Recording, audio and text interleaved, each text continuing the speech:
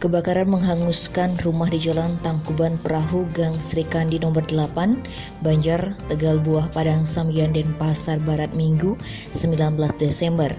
Menurut keterangan saksi yang juga buruh bangunan di sekitar TKP bernama Jai, peristiwa itu terjadi pukul 22.30. Awalnya dia dan 3 buruh lain beristirahat di bangunan proyek tersebut.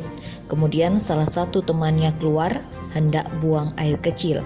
Namun para pekerja ini kaget ketika rekan mereka berteriak ada api di TKP. Jai dan teman lainnya memberitahu warga sekitar untuk menghubungi pemadam kebakaran. Sambil menunggu petugas datang, warga berusaha memadamkan api dengan alat seadanya.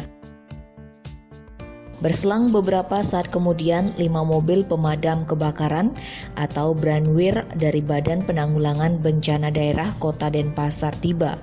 Sekitar pukul 23.45, api akhirnya bisa dipadamkan petugas. Lebih lanjut, ia menyebut tidak ada pemilik rumah saat kejadian, tetapi hanya meninggalkan sekitar 5 anjing.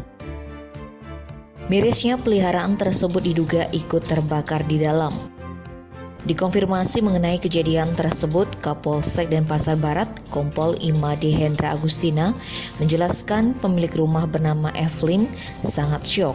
Wanita itu dikatakan meninggalkan rumah dengan kipas angin yang masih hidup.